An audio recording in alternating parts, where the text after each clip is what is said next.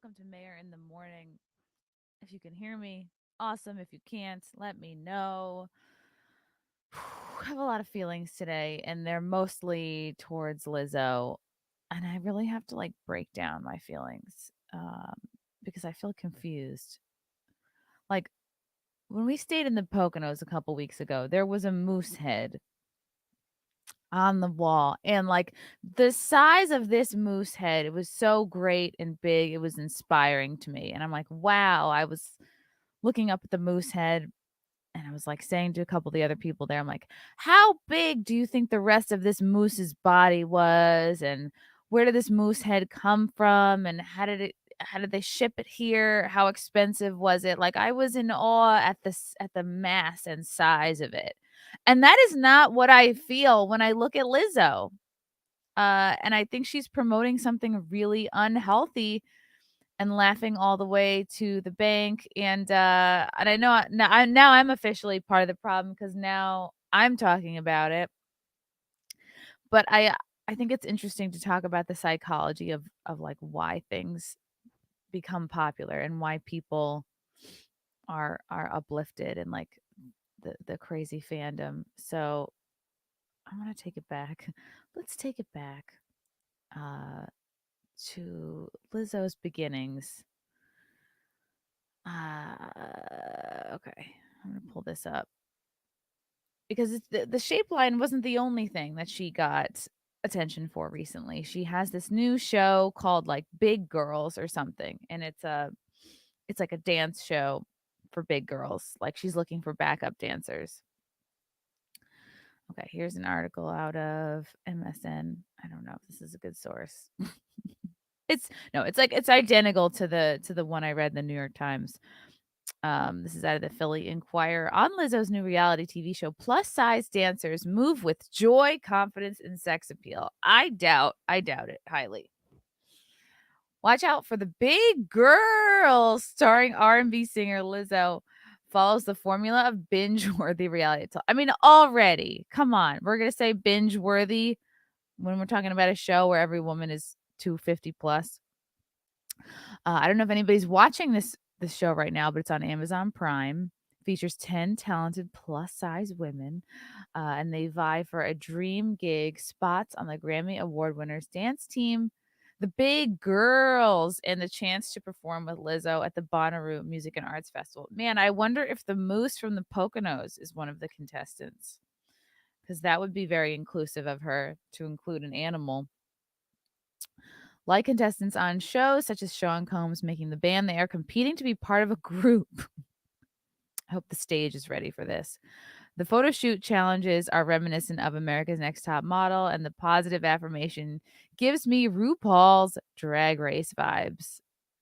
Certainly, all shows that promote a healthy self image, right? But Lizzo is looking for something more. Plus size women with her same zest for life. And I guess strong knees. The contestants' ability to master the choreography to hits Truth Hurts, Good as Hell, and Good as Hell drives the drama. Just watching these women perform perfect splits and land somersaults is inspiring.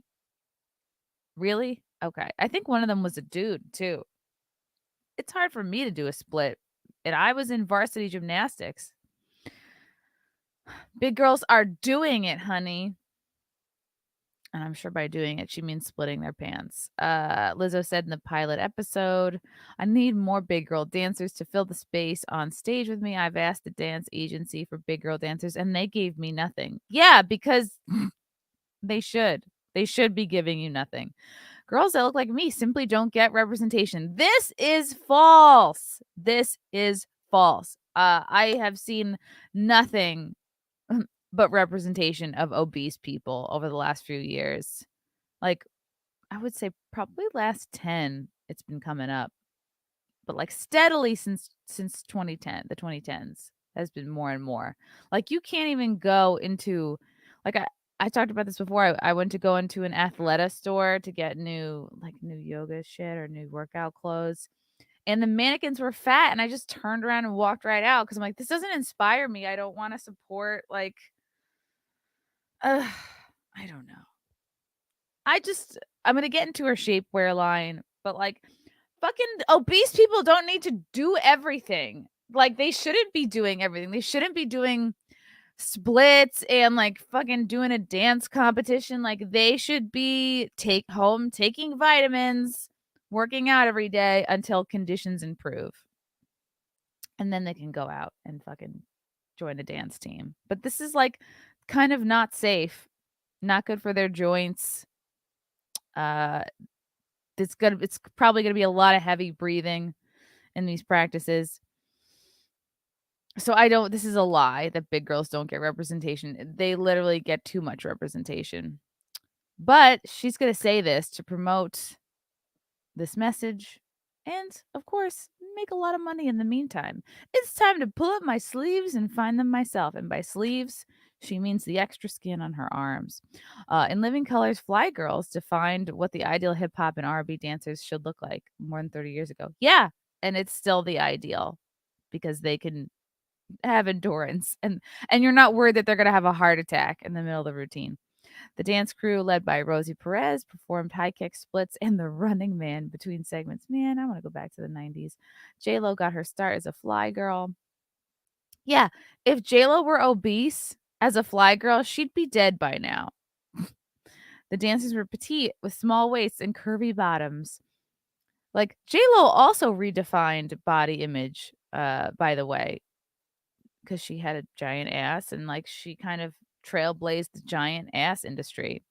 Like, giant, bigger natural ass. Like, I don't think she had, this was before, like, the fake asses took off.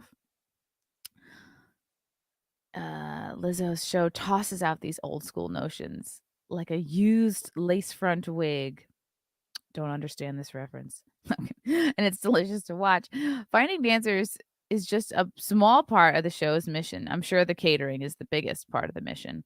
Lizzo is writing a new narrative for plus size women by treating them well and showing them they deserve to be joyful, confident, and sexy. Yes, they deserve to be joyful, confident, and sexy, so they should be, like, focusing on losing weight.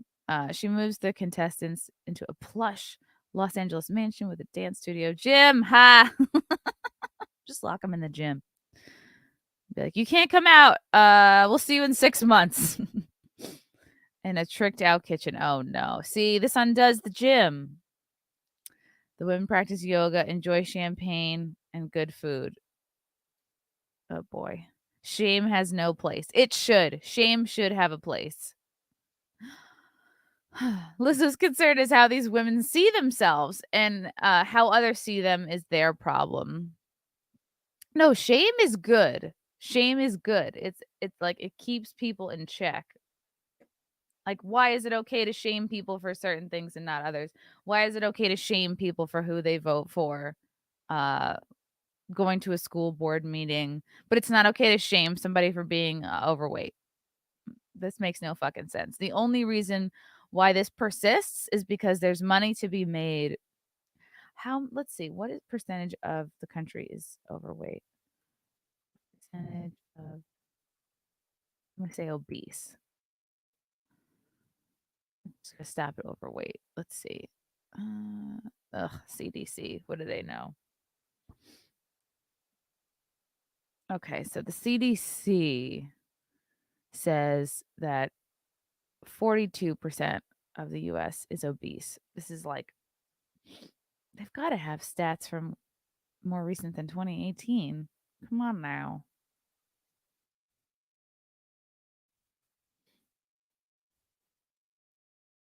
Okay, 2020 map. Do, do, do.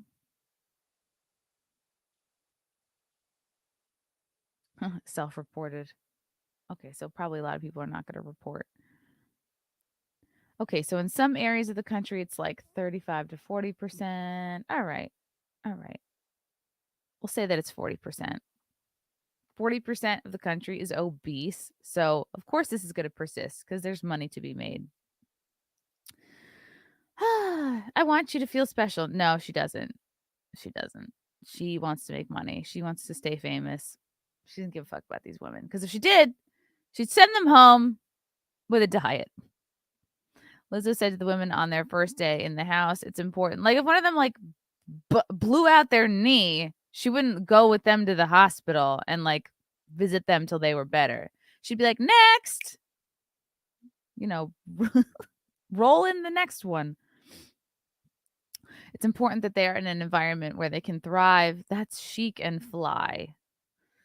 She said, I want to treat these girls good. I want to treat them as good as myself. Well, that's the problem. Although it feels familiar, watch out for the big girls does what no other reality television show has done before. What they have like an EMT on staff the whole time, showing plus size women learning to live their best lives. Oh, and there isn't a diet involved. Yeah, but there should though. This is the core of her brand. This is the thing. People need their fat celebrities. People need their fat influencers. Fat fluencers? I don't know. But remember, Adele, people were so upset with Adele when she lost weight. They couldn't get over it. Like she got shit. Adele got so much shit for losing weight. Her fans came after her. People need their, and I'm going to say it's like mostly women. Fat women need their fat female celebrity influencer to like let them know that it's okay for them to stay fat. Um Rebel Wilson was kind of like the fat fluencer for a while. She was everybody's like fun fat celebrity friend. She lost weight. She got shit for it. So losing weight is not okay in their minds. And Lizzo's like, you know what? She stepped up to the plate, no pun intended, and she's like, "I will be the fat celebrity that everybody wants and needs," because, they get upset when you lose weight, and they need somebody to push the fat message. Okay, I'm gonna bring up this other article. So now, of course, she started this so she has this show, and she is also coming out with a shapewear line, which, this went viral, I guess, yesterday or the other day on Twitter, and like, we all fell for it cuz Twitter. And it's a video of her going up the stairs. Everyone, ugh, sorry again, trigger warning. It's fat ass incoming. I should have warned you guys. Hide your kids. Hide your wives. This was yesterday. Our girl Lizzo is trending after she posted this now viral video of her boarding a plane in her shapewear line, Yitty. She also teased new music, which is something we can all agree is good news. I have no problem with her doing music. Obviously, she's like a very talented singer. I don't know how her vocal cords haven't been like cramped out by the fat in her neck, but like all the power to her. I hope she keeps creating music. But like I do not think she should be selling clothes, shapewear. This is fucking gross. This is unacceptable. This is so gross.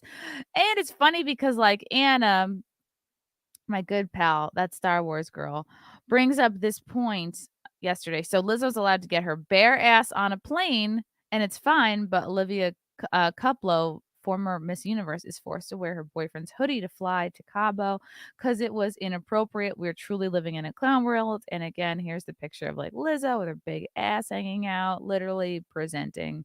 And here's Olivia, like tiny. What is she even showing? Like a tiny bit of midriff, and like she has like almost no boobs. I mean, she could have, if I were her, I would have, wrapped this shut with a belt or something. But she had to throw on a sweatshirt. So Anna points this out, and then Lizzo actually responds to her, which is wild, which is like Anna's not even verified. So good for Anna, I guess. And then Lizzo goes, like what you see, go to yitty.com to get your gigantic shapewear. Fashion mogul. Oh my God. She's literally just taking advantage of fat people who don't want to lose weight. And then of course, like Anna's on California time. I would have loved to have had her here, but she's probably still asleep. Plus she's a night owl. I'll have to talk to her. Like on the next Simcast, I'll have to ask her like what kind of responses and fun trolls she's getting. Um, of course, it's because she was flying private and it's probably her plane, and she doesn't give a fuck.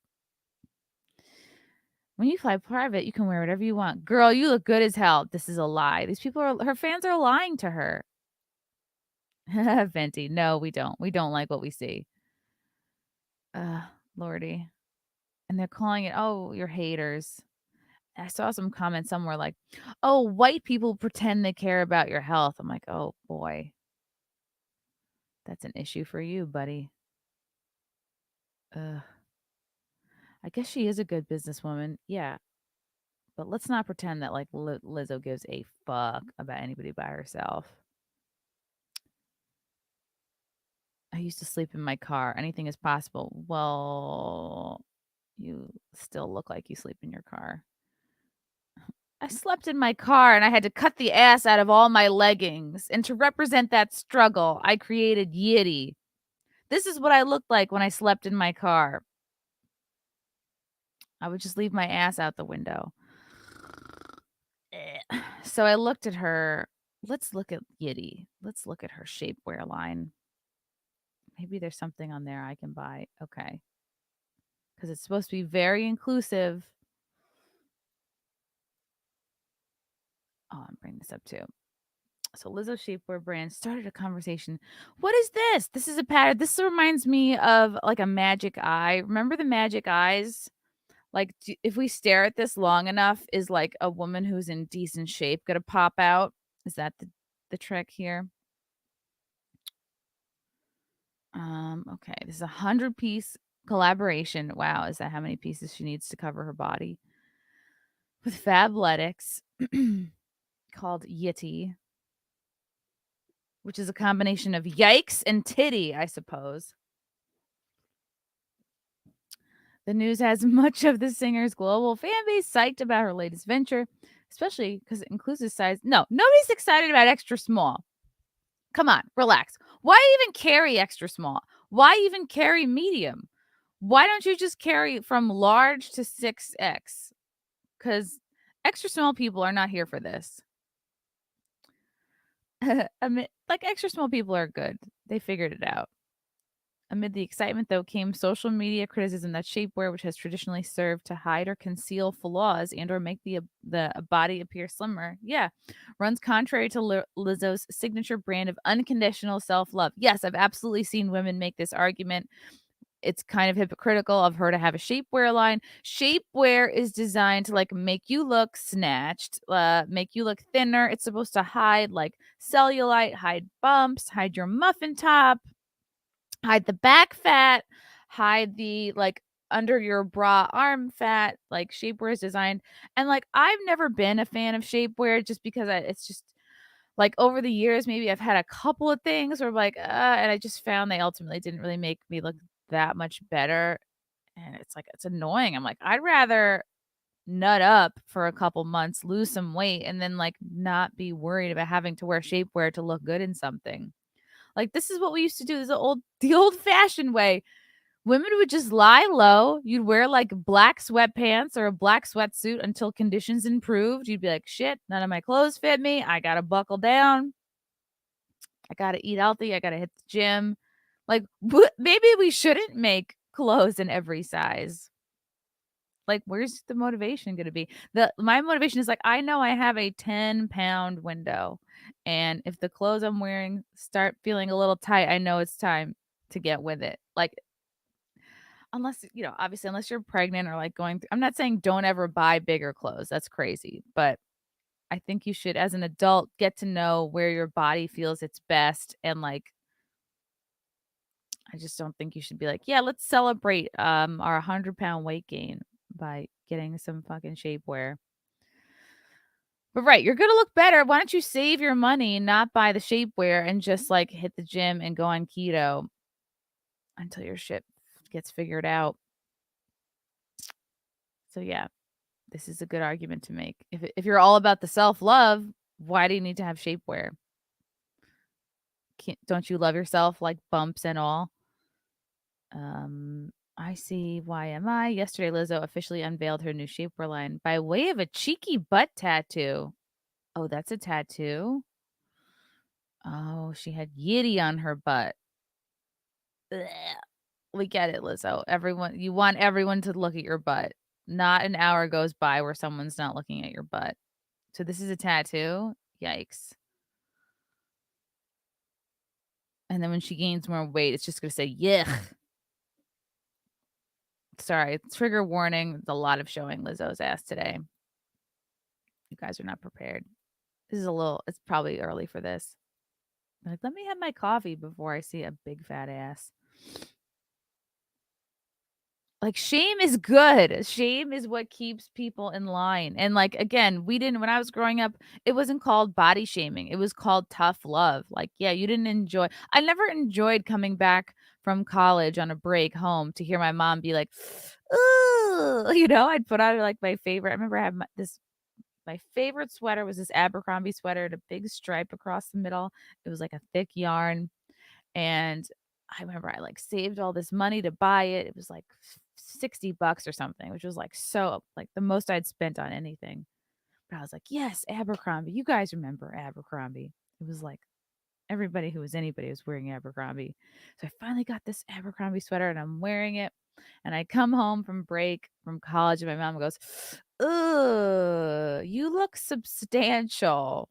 You look like a fullback." She told me I looked like a fullback in that sweater, so I finished out the day, took it off, folded it up, put it in my closet, and I was like, "All right, I gotta get I gotta get back on track." Like, we need people to shame us a little bit. I think especially when it comes to being obese, because if you don't, this is called too much body acceptance. And there's a lot more problems that come along with being obese than benefits. Although the internet will certainly show you right away the positives to being obese, which is I don't know, people don't wanna sit next to you on planes. I guess that's a positive. So anyway, she gets this Yitty butt tattoo. This was a dream 5 years in the making, but that her offerings will be for every damn body. I think it's just for fatties.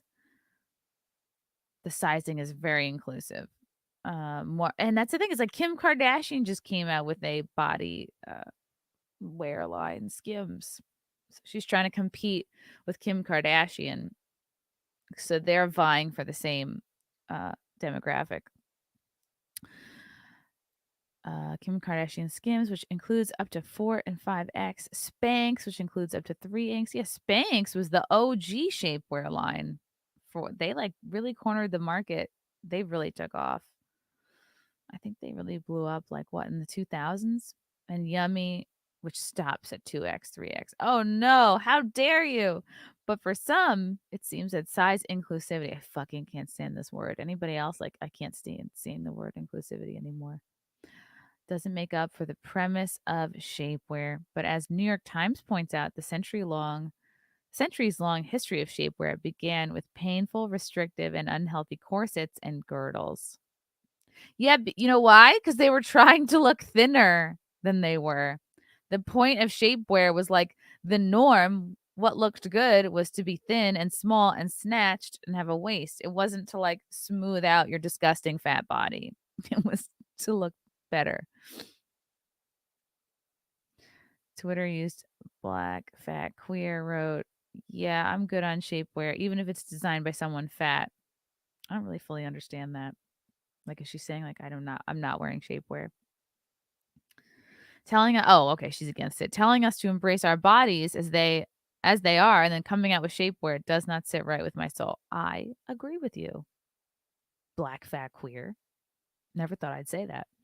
Of course, not everyone on Twitter had negative comments. Others were thrilled by the announcement. Yeah, let me guess. If we could weigh everyone that was thrilled by the announcement, I would say nobody was under 200 pounds, including fat fab feminist who posted Yitty is just another reason why I am and have always been a Lizzo stan. Fat people have been forced to accept scraps. No, you haven't.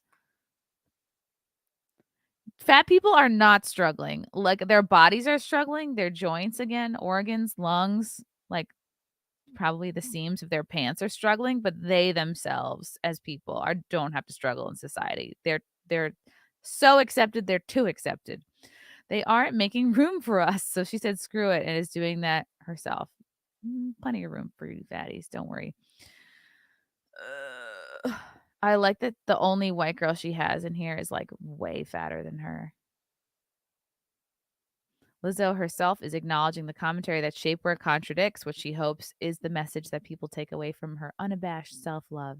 I'm selling a mentality that I can do what I want with my body, wear what I want, and feel good doing it.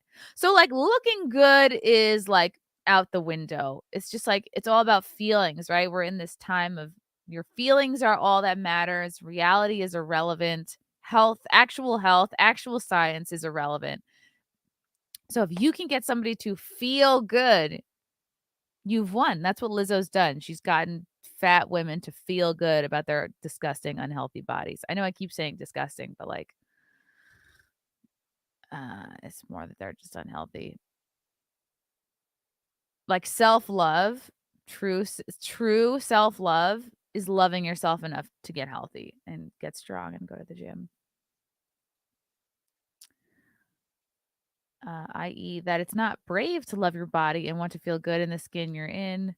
No, no more of that. Nothing to see here but a body, just like your body, she said. A press release announcing the launch doubled down on the notion, stating that the brand champions body normativity and self love. What the fuck does that even mean? Like, this is a fancy way of saying just giving up. We embrace giving up, but look good while you're doing it. Interview with Harper's Bazaar. She's only 33. My God. She's big too. She's like that moose at the Poconos. She's like 5'10", I think. As early as I started to learn to be ashamed of my body, I was in shapewear.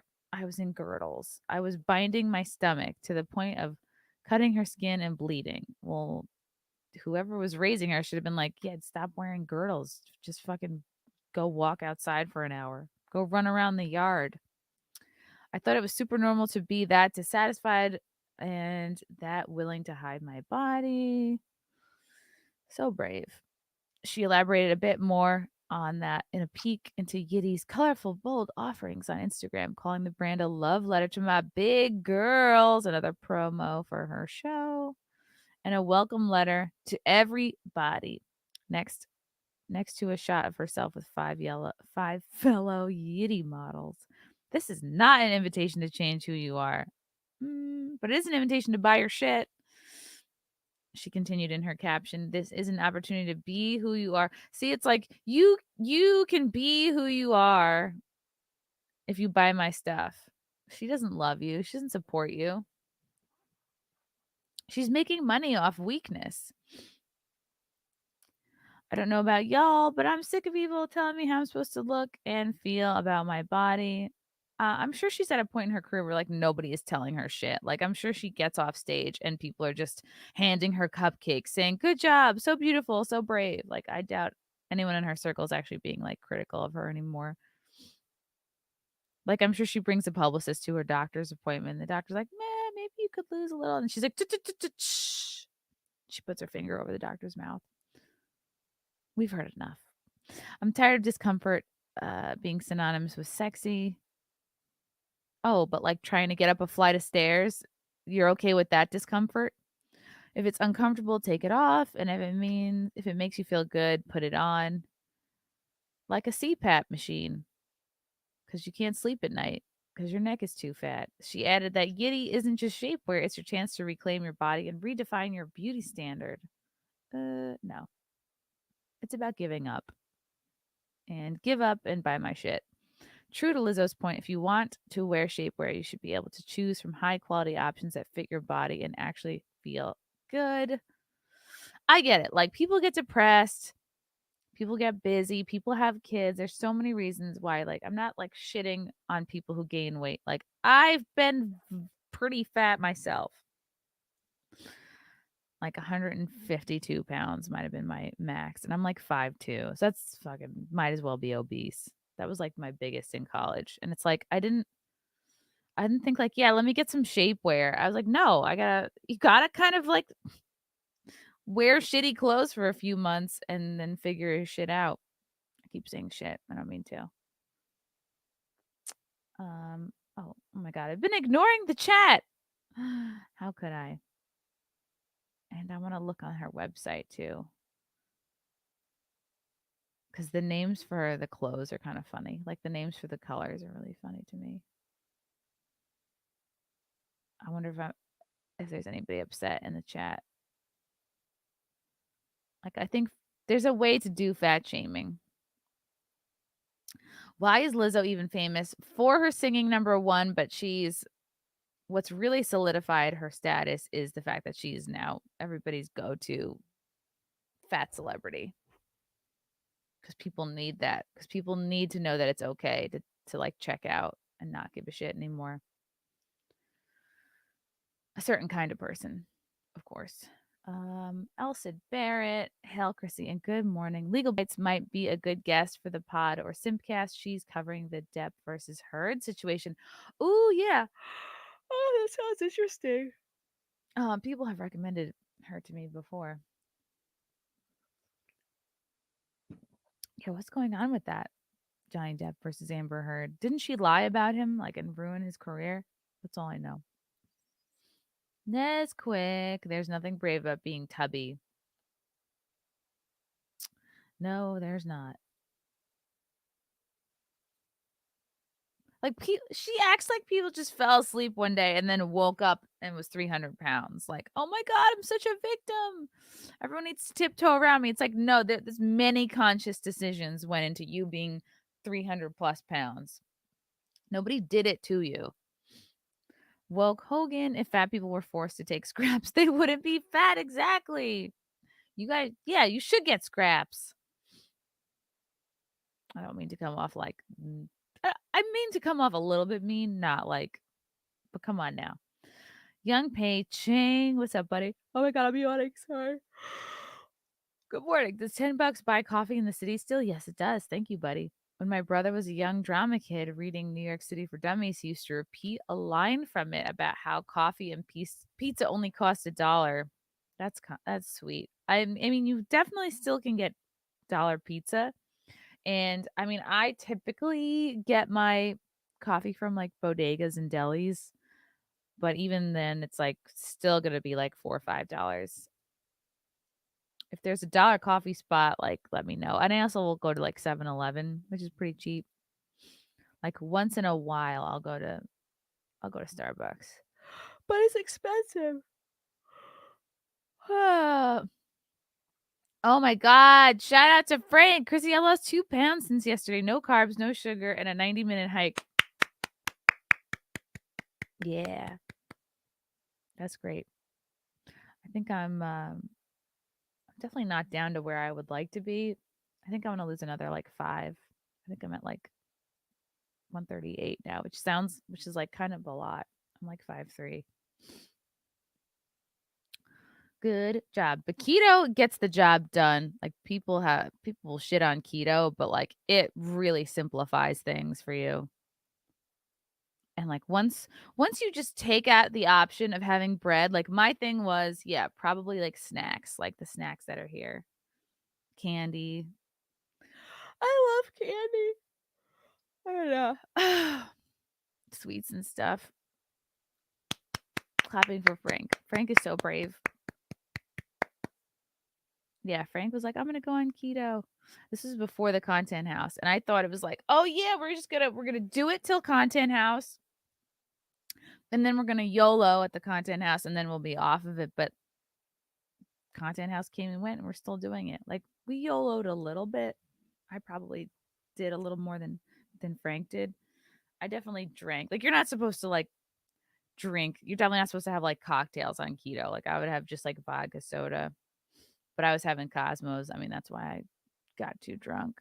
And well, you'll see if you watch it. But yeah, had a little bit. Um, oh my God, I'm sorry. I'm sorry to yawn. It's not you, it's me. If you're definitely frustrated with weight, I really recommend keto. Like it's a bitch at first, but you know what? Like you're not going to lose weight unless you do something out of your comfort zone.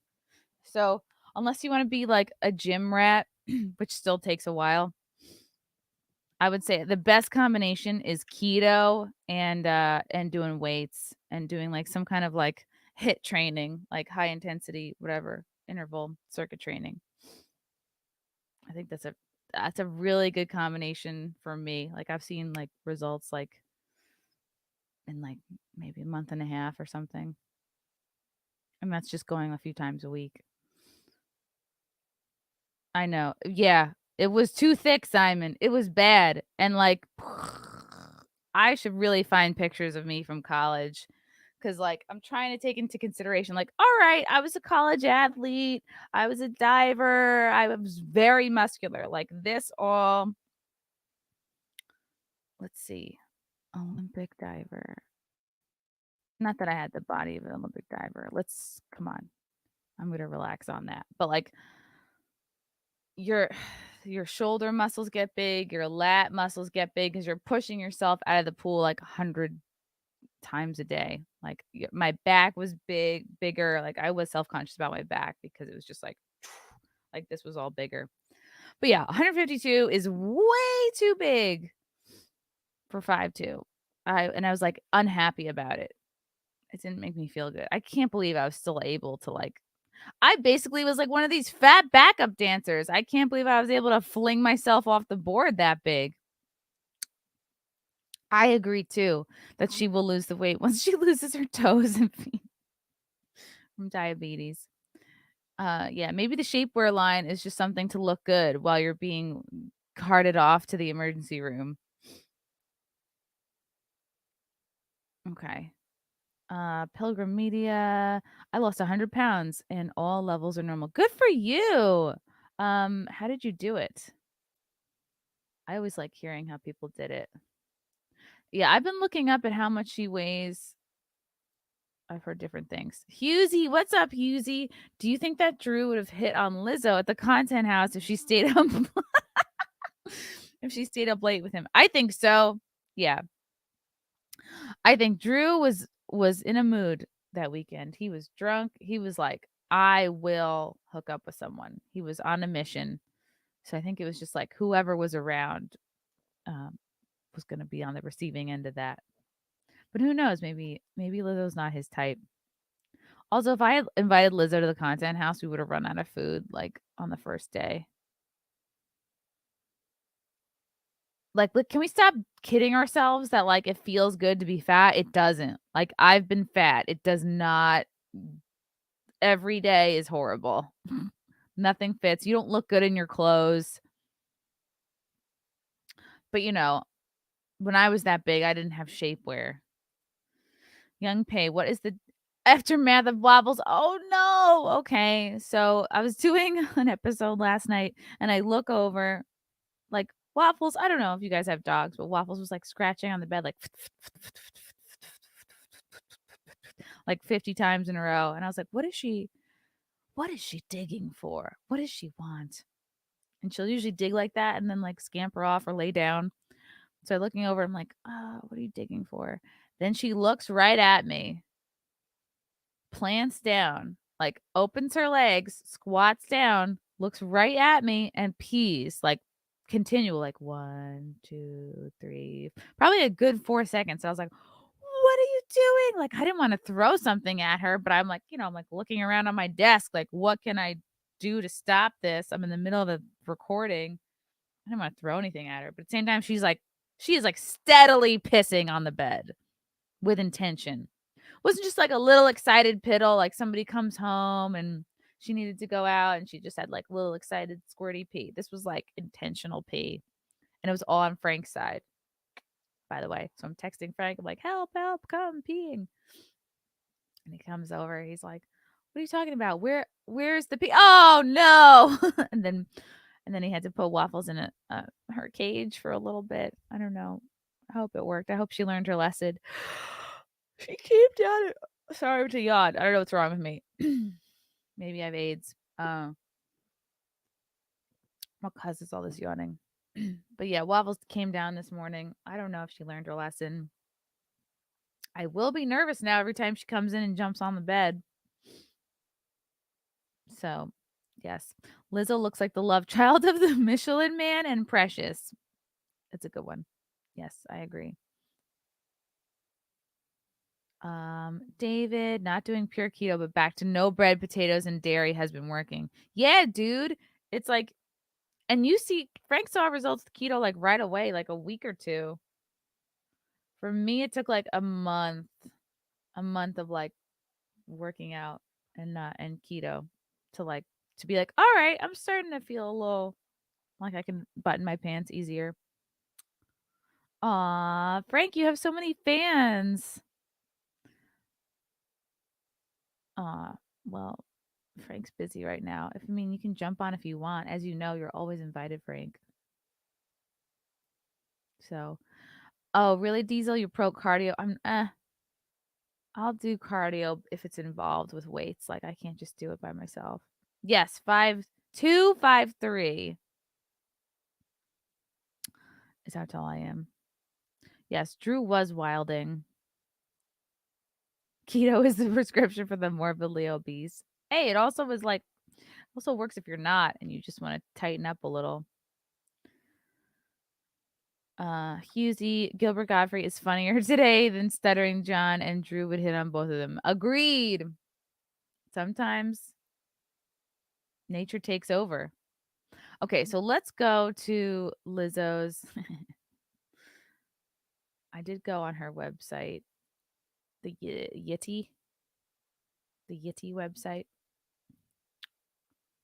She is a smart businesswoman. I just, you know, she's gonna drop dead. Especially if she's got the pokeroo. Here's Yitty.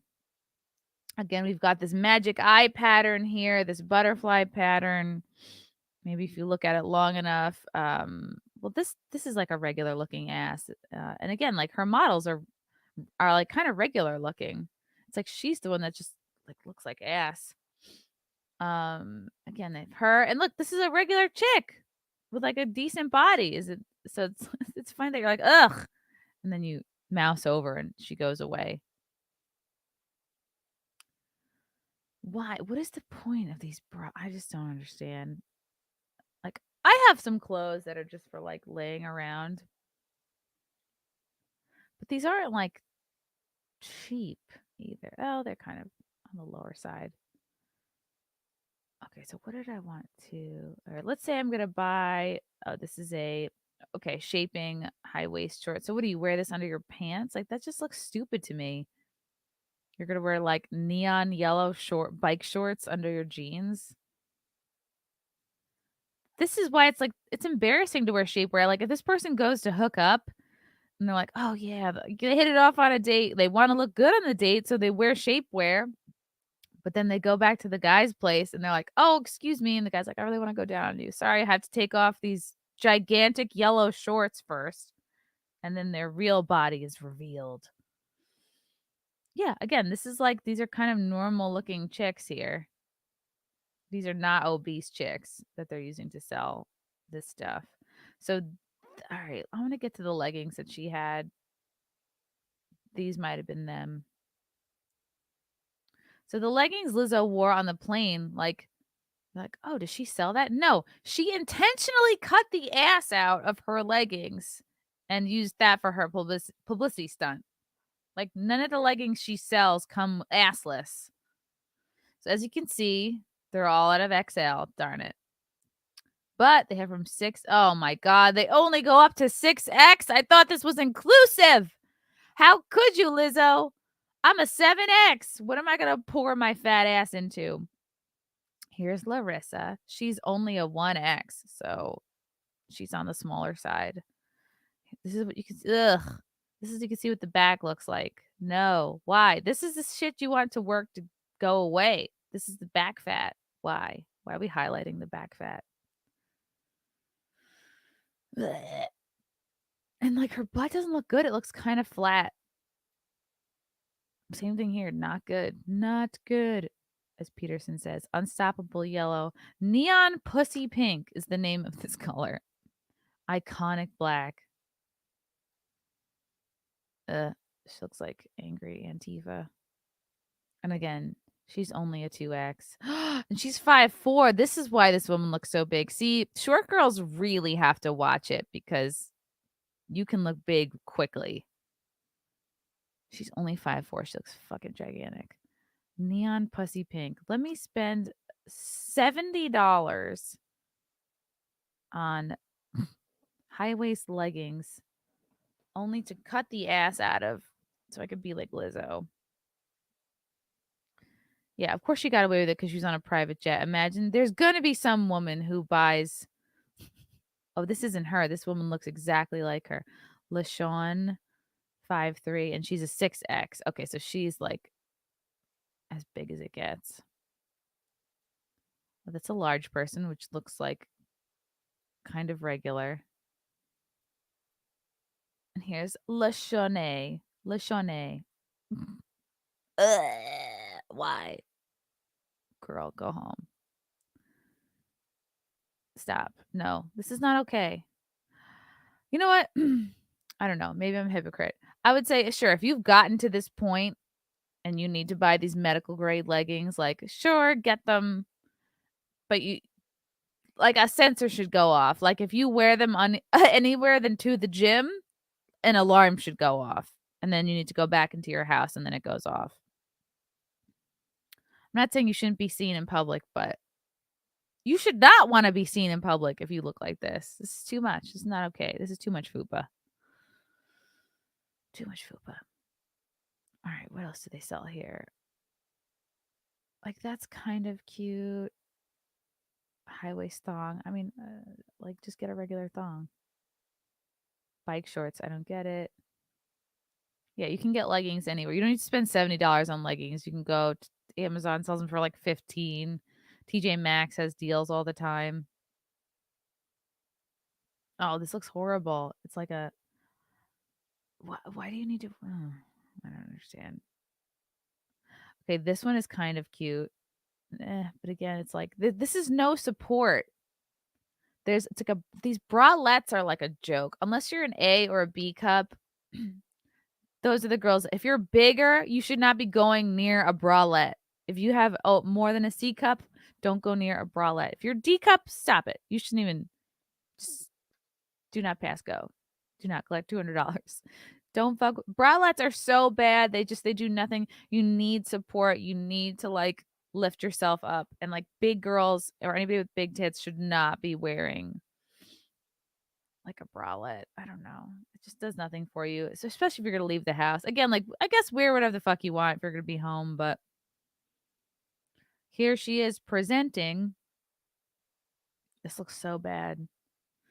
Yeah, and that's the thing is like I feel like it's a little hypocritical. Like why not just have all fucking fat models? Because she's probably like, oh, we want some people to buy them. There's nothing special about this line. It's just like, all right, if you love her as a celebrity, you'll buy her shit. There you go. This is a bikini brief. Ew, why? Why do we need to see that? It's like a Christmas ham. All right, this woman has like an okay. She's like on the bigger end, but still like okay. I wouldn't say this is obese. I would say this is like thick with two C's. Unstoppable yellow, iconic black on my ivories. I don't know why, but I'm thinking about the elephant trade right now.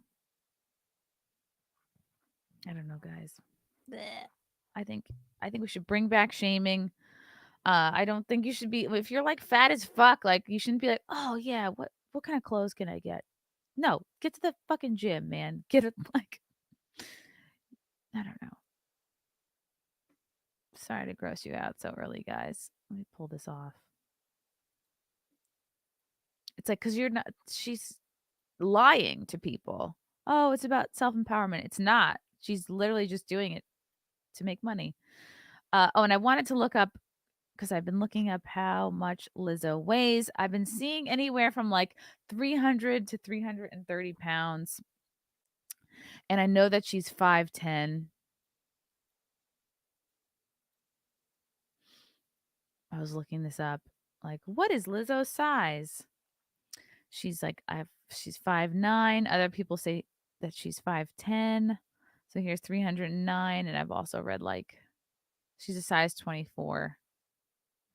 So let's call it 310.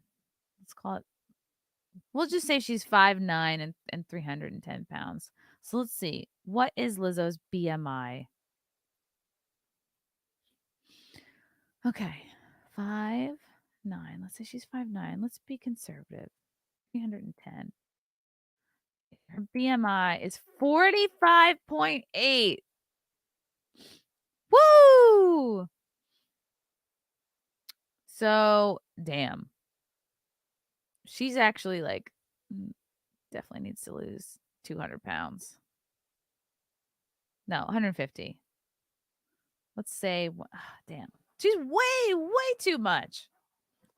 All right, let's do it again. Let's see if it's different if she's 5'10". 5'10". Let's just say she's svelte. She just walked up a flight of stairs. She's only 300 pounds. All right, BMI is 43. Yikes. Oh boy. People who are overweight or obese are at higher risk for chronic conditions such as blood pressure, diabetes, high cholesterol. Take this 1-minute pre-diabetes risk test? Yes, I will. Okay, let's try to answer this on behalf of Lizzo. Do you have a mother, a father, a sister with diabetes? I'm going to say yes, because probably. Have you ever been diagnosed with high blood pressure? Yeah, she probably has been. How old are you? How old is she? She's younger than 40. What race or ethnicity describes you? Hmm. Okay. Well, she's black. Again, we're answering this as best we can on behalf of Lizzo. Are you physically active? All right, let's be honest here. Is she physically active? Probably. She's doing that show, but yeah, I'll say she's physically active. Are you a man or woman? She's a woman. I'm not a biologist, but I think she's a woman. Has she ever been diagnosed with gestational diabetes? Oh, which develops during pregnancy. Oh, okay. She hasn't been pregnant. I'm going to say no. How tall are you? Hey, we already know the answer to this. Should we say she's 5'9" or 5'10"? Say 5'9". Her weight up. She's more than 270. Okay. She's high risk. She's pre-diabetic. Only 5 out of 10. I'm shocked that it was that low. Based on your score, Lizzo is likely to have pre-diabetes, but only your doctor can diagnose it. Should we email her the results? uh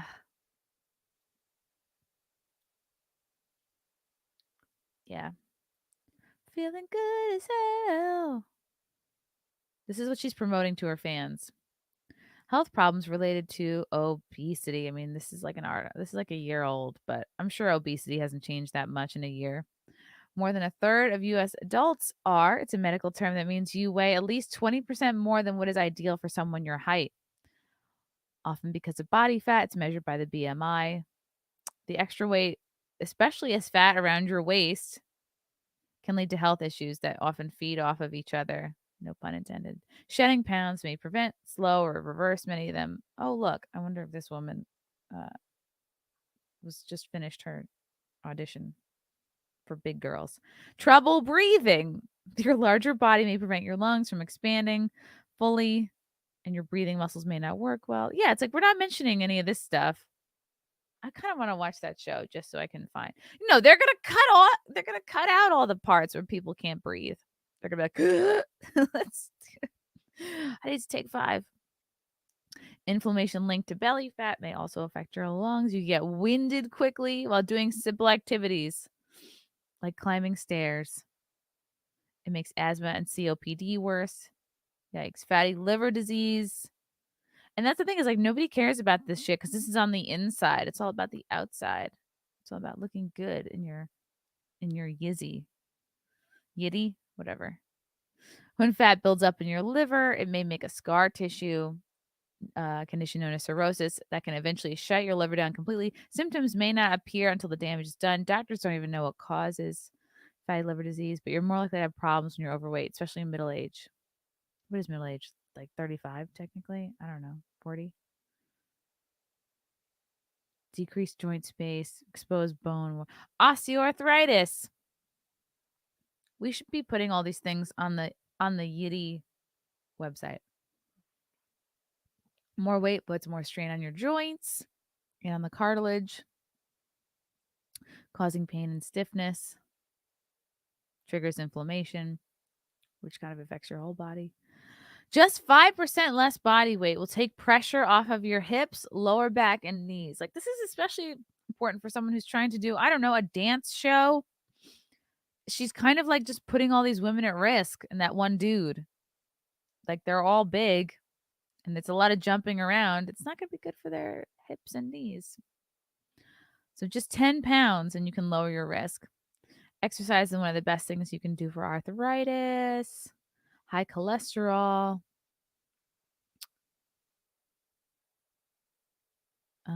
Oats, food stuff, good. Ugh, what's that? Gallstones. What what the hell is even that? Where is this?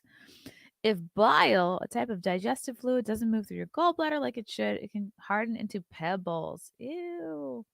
The most common type is made up of cholesterol. Obese women have higher odds of getting them. You know, it'd be so funny. Lizzo's band, like Lizzo and the Gallstones. Sounds like a wonderful band. Hit it. And then they all just have a heart attack. Oh, obese women, the gallstones. You may have more cholesterol in your bile because your blood cholesterol or triglyceride levels are high. Yeah, and then you get extra. Oh my god! Plus the fucking mess that birth control can get you into. Extra estrogen, hormone replacement therapy, or pregnancy. It's a mess. Type 2 diabetes. Belly fat is linked to insulin resistance. That's when your body makes insulin, but your cells can't use it properly to get glucose out of your blood. Higher than normal blood sugar can become diabetes and may lead to trouble with your heart, nerves, eyes, and more. About 8 out of 10 people who get type 2 diabetes are overweight. There's no cure once you have it, but losing weight may help with its symptoms and prevent complications. Wow. Gout! I get no gout, but I get up again, and you're never gonna keep me down. That should be a Lizzo. Lizzo should do a cover of that Chumbawamba song, but it should be about gout. Built up uric acid in your body can form needle-like crystals, and also I take this as a microaggression that this gout toe is white.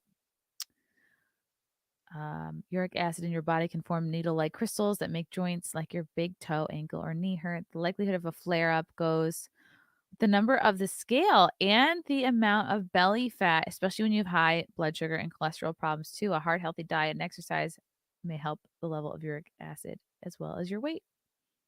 High blood pressure. Hit it when your body is large. Your heart has to pump harder to get blood to all your cells, especially if you're doing a split. That that force pushes on your artery walls and may be damaging them. Your doctor will probably recommend that you exercise 20-30 minutes most days. Limit the sodium. Don't smoke. Get your BMI as close to 25 as you can and bring the blood pressure down. What's my BMI? Let's see. Oh, I'm still on the diabetes test. Let's see. 5, 3, 138. Okay, I'm 24.4, which is still like higher than it should be. Underweight is 18.5. That's where I want to go. No, just kidding. 10 more pounds, I'll be good. Okay, back to this. Hardened arteries, obesity, and the diabetes, high blood pressure, high cholesterol, inflammation related to it can wear on your arteries, turning them thick and stiff.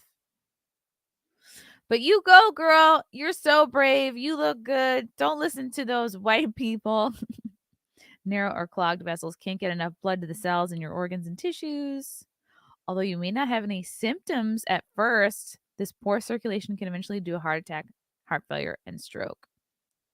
You add this, plus with the other heart problems that people have been having lately, not a good combination. Kidney disease. Your kidneys filter blood and help control your blood pressure, but they can't do their jobs when fat builds up inside them and presses on the blood vessels. Can lead to a dangerous buildup of waste in your body, kidney disease, high blood pressure, also part of obesity. Sleep apnea. Again, a white guy. How dare they? A chubby neck can narrow your airway, making it hard to breathe at night. You may snore loudly or stop breathing for several seconds over and over. When that happens, you aren't getting the restful sleep you need. It can make you tired, groggy. Yeah. Imagine what Lizzo's snoring sounds like. But I bet she looks good. Pregnancy issues. Oh, God. This is if you can even, if you even realize you're pregnant, the baby's going to get lost in there. Moms to be who are overweight more likely to get high gestational diabetes and preeclampsia, dangerously high blood pressure that can harm you and the baby. There's a greater chance that you'll need a C-section to give birth and that your baby could be born too soon, be stillborn, or have brain or spinal cord problems. Damn. It doesn't end there. Cancer. When you gain weight as an adult, whether or not it makes you obese, you're more likely to get some cancers, including breast, colorectal, endometrial, and kidney. It might be because fat cells make hormones that change how cells grow. Right? And cancer is when there's like too many cells or the wrong kind of cells. Or it might be that habits that lead to weight gain are similar to those that cause cancer, right? Like buildup of inflammation in the body. Cancer loves sugar. Eat healthy and stay active. Well, that's it, guys. But you know what? What are the benefits of being obese? Because come on, these are just a couple. What's the big deal? Let's see. Benefits of being obese. Should I even just say no? This is about. I'm not talking about fat people. It's just obese. Oh my god. Is obesity a good thing? Wow.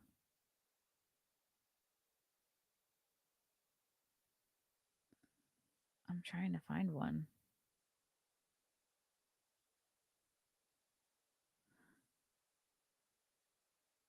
Oh my god. This is so crazy. I just found an article that's like, okay, it's very old. Yeah, stay warmer. That's true. Okay, I mean, this is from easinarticles.com. Easing. 5 obesity advantages. How is obesity a good thing? Certain type of works, certain types of work are only catered to the obese. There are jobs where an obese individual is suited more than a normal weight person. Are you kidding me? Or someone who's just overweight. An example of this could be an acting job. That's true. Like Lizzo. Say there's a story with a character who's obese. That's true. Stronger bones and muscles, really? That can be considered an advantage of obesity. What? Maybe I shouldn't even be reading this article. More warmth is possible.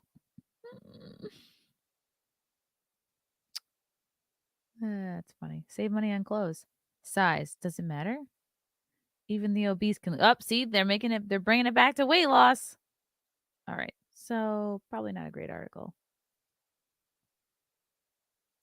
True. Another benefit is you could get cast to be on my 600-pound life. You're right. You guys have so many good ideas.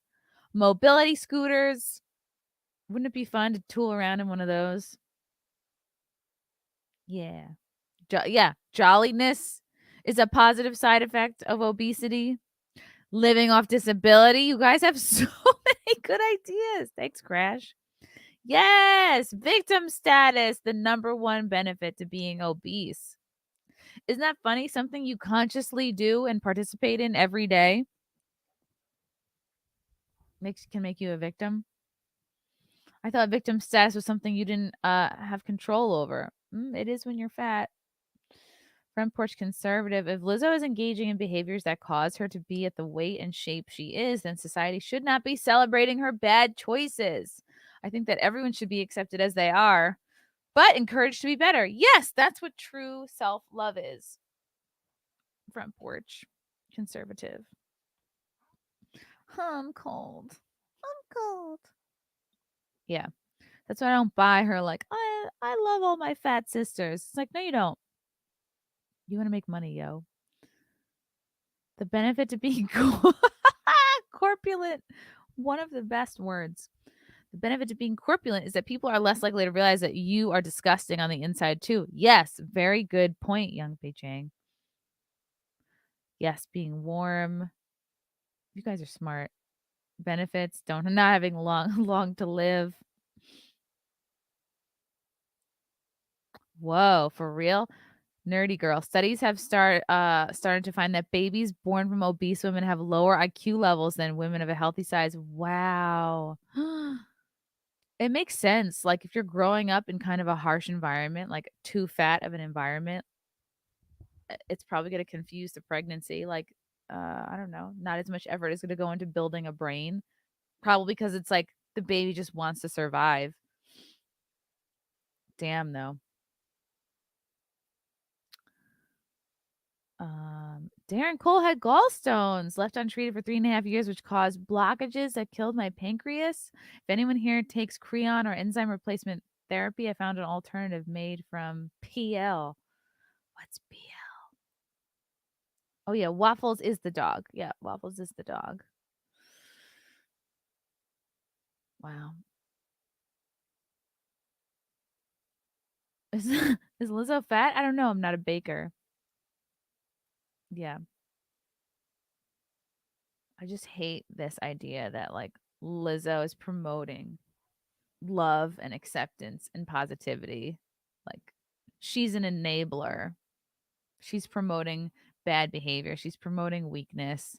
Like life is fucking hard, man. Like we all have shit to deal with. We all have stuff to work on. I am so far from perfect. Everyone is not, no one's perfect. Um but it's just like you got to recognize when you got to fix shit with yourself.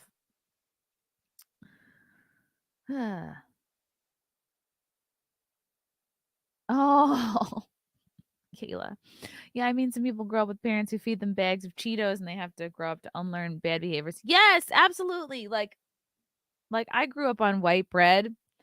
It was yeah, I remember like it was considered like really exciting the day my mom started doing like putting wheat bread in the house. We're like, "Whoa, what is this fancy treat?" God, we always had boxes of Entenmann's in the house growing up. Like the Entenmann's chocolate chip cookies, because they were so, like, soft. They stayed soft unless you, like, leave the box open for, like, a week, and then they would start to get, like, a little crusty. But, like yeah, my mom had a lot of snacks in the house, I guess, and she wasn't much of a gym person, but I was into sports, luckily, so that kinda taught me to be somewhat active. Yeah. Yeah, Lizzo is has the shape of a chocolate Easter bunny that's been left in the car on a sunny day. Yeah, raised on soda, that's bad, and that's, what if you can get off soda, I think that's, like, one of the biggest things because it's very addictive. Yeah, and I don't know. I think it's just funny to see Twitter's reaction, like, "Girl, you so brave." And Anna's getting a ton of shit. I wonder if she's up yet.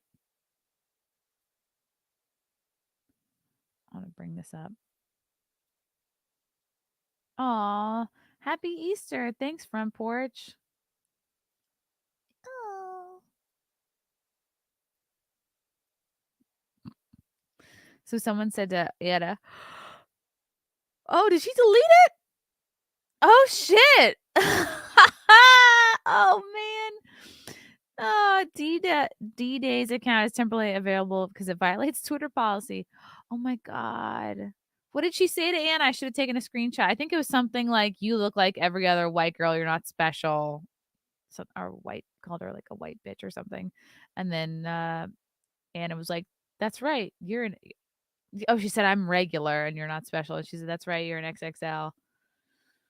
Oh my god.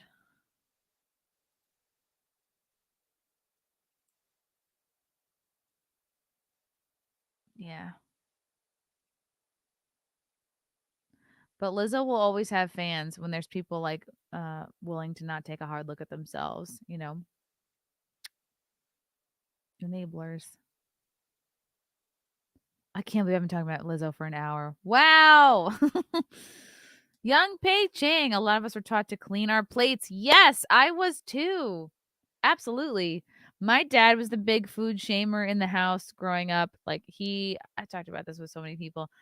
He would during Thanksgiving, if we went to go get a second plate, he'd be like, "Really? Okay." On Thanksgiving, like the eating holiday. But, he's a German immigrant and a Virgo, and I think he had uh he for sure he like impressed upon some eating issues with my mom. But my mom also was never somebody who enjoyed working out or like doing anything physical. Like she'd come to the pool and kind of like swim around, but she wasn't like a woman that was like, "Yeah, I need to sweat today. I need to fucking work it." Which sucks because that's like, you know, something you can really enjoy. But she was never like some workout chick. So that was a little unfair of my dad to just kind of like my dad fat shamed my mom all the time. All the time, but then wouldn't be, and that's the thing too, is like my dad kind of fat shamed me and my sister, but it's not like I talked to Zia about this. It's not like he would then teach us like what to do. We just got shamed big time. So yeah, no seconds on Thanksgiving. And he would say like, "Oh, you're going for dessert, but I can't help but notice you didn't finish your vegetables." Just shit like that. But then we would go out to parties and stuff, and he would like eat his fucking face off. So eh, it's all good. He would go around saying, "I eat to live. I don't live to eat." My dad's a funny guy. In a sense, I understand his point, but I think he went about it the wrong way. Oh, McNulty. Chris, you should do an exorcist. Oh, yeah. Sorry to yawn. Chrissy, do you think an exorcist or priest should cleanse compound? Seems the arty curse is killing off comedians. How is it the arty curse? Because people he's worked with. That was funny. Somebody said the other day, yet Opie lives. I laughed. Yeah. Oh, wow. Thanks, Joker. Everything's been good. Weekend, isn't it only Wednesday? Yeah, everything's been good. I'm a little tired today. I need to work on getting up earlier. Like, I would love to be somebody who gets up at like 7 a.m. every day, like, no problem. I don't know why it's so hard. I think it's because I stay up like easily till 1 uploading stuff. But I don't know. Do I really need that much sleep? Like, I think you just have to get up even though you're really fucking tired. I think you just have to force yourself up. I think that's the secret. Yeah. Anna does get weird hate. Oh, thanks, Cosmo. I'm gonna try to do more often for sure. March was so busy with promoting the album and doing all the dates. So I'm really gonna try to do this like at least twice a week. There, I said it. Update I don't know if I've mentioned this to you guys that I was gonna go to Austin for some dates with comedians of the compound, but those have been canceled. Very sad. The tickets didn't even go up on sale, but Aaron just texted us today that they're canceled. So I really don't know what the deal is there. Like it's a little sad. So I don't know if somebody else will be taking over the comedians of the compound booking. Like it honestly does not look like that's the case. Who would it be? It would have to be me. Who else is gonna do it? Is E-Rock gonna do it? No. And it seems like Aaron's just like done. Like we're gonna do Comedians of the Compound in Atlantic City, April 22nd and 23rd, and then like I guess that's gonna be our last show as a group, which is kind of sad. Ugh, I don't know. I don't know. I don't know what to do, but I'll be still touring around. I got some dates coming up in September. Let's see. Oh yeah, April 22nd and 23rd. I mentioned that already. Atlantic City. Seriously, come. That's gonna be a fun fucking show. That's gonna be Anthony Cumia's birthday show. Then I'm headlining in Morris Plains, New Jersey at Tiff's on Saturday, May 14th. That's going to be super fun. And then September, I'm going to be in, did I put it in my calendar for her? I think I'm going to be in Cap City. Yeah, September 8th, Cap City Comedy Club in Austin. That's gonna be on Thursday, September 8th, and then on September 14th, I'm gonna be in Philly at Helium, Wednesday the 14th there, and I'm gonna be trying to add in a few more dates. Oh, Kayla, Texas. So it's gonna be I just mentioned it, yeah. Cap City in Austin, September 8th, but I will probably plan a Texas trip, a Dallas trip sometime between now and September. I feel like September would be the latest. So,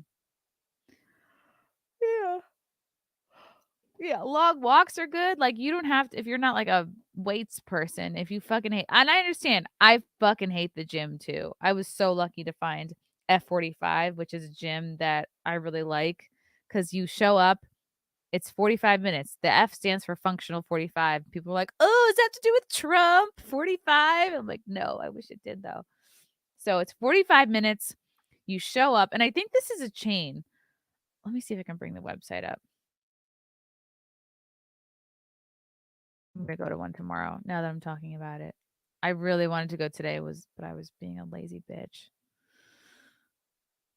Okay. Okay. So let's see.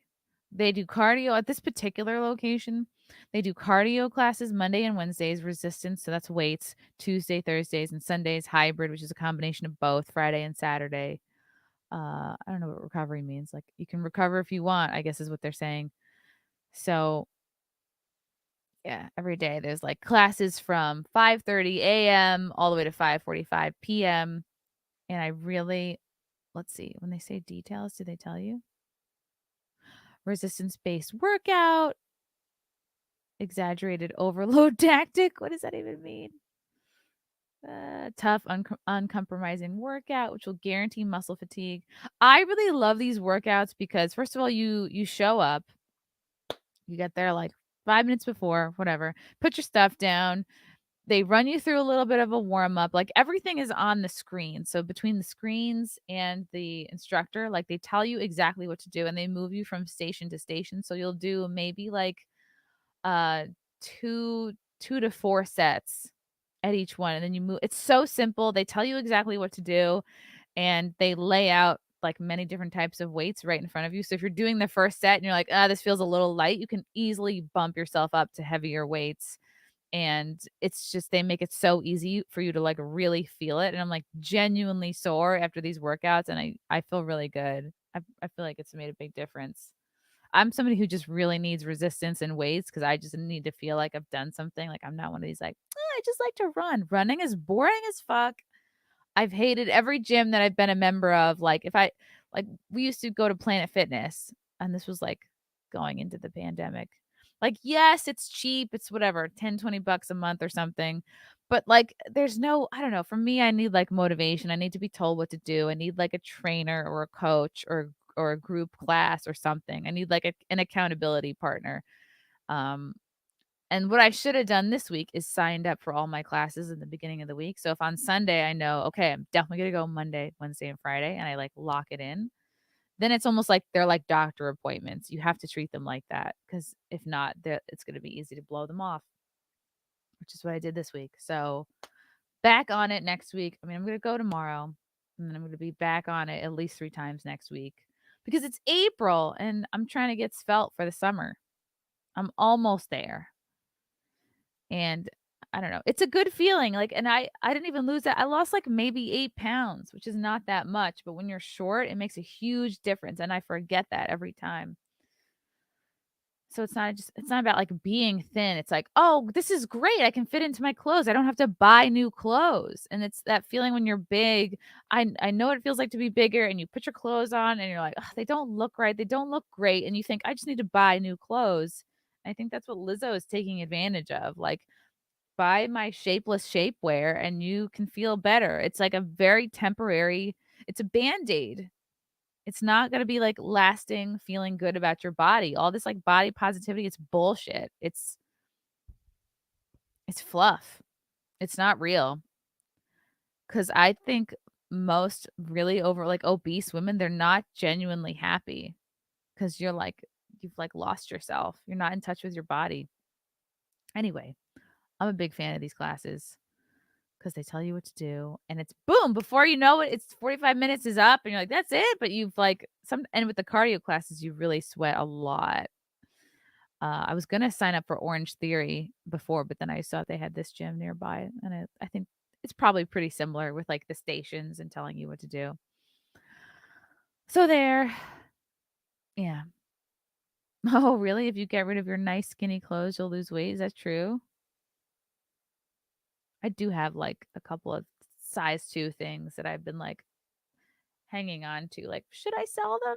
I should just dip them because it's like, even if you get to being a size 2 again, like, that dress is not gonna be the first thing I wanna slap on. You're probably gonna wanna go, like, shopping for new shit. Mhm. Yeah, I did Atkins, man. I don't know, and maybe, like, my dad kind of fat shaming us was good in a way because, like, me and my mom did every diet known to man, and it was, like, actually something we kind of bonded over. I did Atkins, I think, by myself, and that's when, like, we did South Beach, and I remember the big treat with being on the South Beach diet was, like, ricotta cheese with cocoa dust, like cocoa powder, and I called it, like, chocolate cheese, which is sounds disgusting, but that was, like, the sweet treat because I think they're basically, like, a low carb thing too. So I did Atkins, did South Beach, I did the Master Cleanse. You guys remember the Master Cleanse? Like, Robin from Howard Stern made this popular. And I think also Beyoncé did it too, where for 28 days you drink nothing but it's like fresh squeezed lemon juice with cayenne pepper and grade B maple syrup in like filtered water. And that's all you drink. You just drink that. And I was amazed. I did it for well over a month. I think I did it for like 36 days or something. And I don't think I think I lost as much weight as doing keto, you know. Cleanses are good sometimes, but it's like, you don't need to do it for 36 days. It got to the point where, like, I would want to smell people's food. It's weird. But it is a nice challenge, like, once all you're doing is drinking this cleanse, and it's like you realize how much of your like, social how much of your friendships are kinda based on, like, eating or how much of your social activities are based on eating and like, wow, when I'm nervous, I always go for this kind of a snack. Like, you learn a lot about yourself when you go on a cleanse because you just don't have food to go to when you're feeling your feelings. You're like, "Ah, shit, I have to deal with my feelings." And you end up just cleaning a lot. So, yeah, master cleanse was intense. My mom also did something called the balls diet. I'm gonna look this up and see if this is still a thing. This is wild, this diet she was on. She did this for years. Oh my goodness. We did every diet. Okay. My mom did something called the balls diet where she would go to a place and they put these metal balls behind her ears. I'm not even joking. She had these metal balls behind her ears and it was a pressure point on her ear and she would like rub the balls on the back of her ears and I guess it would I don't know, kill your hunger or something. But then she also got to eat froyo, so I didn't understand that diet. Froyo actually sounds good right now. There have been many ways to lose weight. Okay, one of the most fascinating assertions with its origins in Japan is a form of acupuncture that uses tiny balls in or behind the ears rather than needles. Wow, I didn't know there was such Asian history to this. In 1991, Junzo Kokubo, a doctor of acupuncture, published a new auricular acupressure treatment for smoking or overweight problems in a Japanese acupuncture journal. Kokubo said he discovered appetite pressure points in the ears. Yeah, it was like right behind her ears. And then she would take the balls off and they would be like bloody. And I was like, ugh, mom, what are you doing? He acknowledged that many people fear needles and that needles or thumbtacks in the ears could cause discomfort while sleeping or using the telephone. His solution tiny balls. A Japanese guy thinking about tiny balls. Oh my God. Who knew? Okay, yeah, transparent tape to place 1 millimeter steel balls over the pressure points in the ears. He used a point in the fossa of words, antihelus B, and the point of concha in both ears. Whenever a patient, this is literally what my mom did. Whenever a patient felt hungry, he or she pressed on the balls and the craving for food disappeared. Holy shit, this is intense. Kukubo said he successfully tested his discovery on 45 patients. He said using these balls also suppressed anxiety, stress, and a craving to smoke. Well, that's interesting. I like that part of it. Wow. Tiny silver balls. That's exactly what she did. When you get hungry, press on the balls for 10 seconds. She would rub her balls. Patients are able to lose 6 to 8 pounds per month. You can buy kits of supplies that last from. I haven't heard anybody doing this diet but her. That's funny. Did he use the balls too, this guy? Acupuncture balls. Yeah. Wow. Alleviate hunger. That almost seems like torture. Like, if you're hungry, you're hungry. There's a difference between, like, acknowledging I'm actually hungry and being like, I'm anxious. I'm weird. I'm stressed. I wanna eat." Like, if you're feeling stressed, yeah, do the balls. But if you're like, "I'm hungry. Make it go away." That was intense. So, yeah, the balls diet, she did, yeah, I just remember she would have the balls, and then she could go get froyo. We would go get froyo, and she said, "It's okay. It's on the balls diet." And I'd be like, "Really?" Yeah. Did you guys do any crazy, wacky, fun diets? Yeah. Fasting is still the best diet. Yeah, fasting is good every once in a while. Well, fuck self-control. Yeah. Oh my god, yeah. Really? Michelle Wolf was attacking white women on a Garboon live stream off topic, which pisses me off. Really? I haven't heard anything about Michelle Wolf in a while. I'm white. I'm going to shit on white women, even though I am also white. Oh yeah, the what do they call it when you work out right when you wake up? Rested fasting or something like that. Okay, good idea, Diesel. I'll just work out in the mornings like I plan to. Have you guys heard of this balls diet? Oh my god, really? Oh my god, Gamer Word went on a date with a girl who brought a food scale to the restaurant. That's not good. You should be able to eyeball something or like order something. Order a couple of appetizers if you can't I don't know. If you feel like you don't have self-control. Is this true? Admiral Lizzo does the bacon and eggs diet for breakfast. She'll have a gluten-free, high-carb, vegan diet for lunch, and then she'll have a huge keto steak. Oh, meaning she does all the diets. Got it. That's funny. Is anybody else's mom? Yes, yes. My mom did the grapefruit diet too. Everyone's mom did the grapefruit diet. Yeah. I'm more likely to skip actually breakfast because I always wake up with like, I have things to do. Yeah. Robert Payne. Eat more steak, buddy. Just eat more protein. Eat more eggs. Like fucking protein. If protein is your go-to for every meal, you'll automatically start losing weight because you'll be fuller.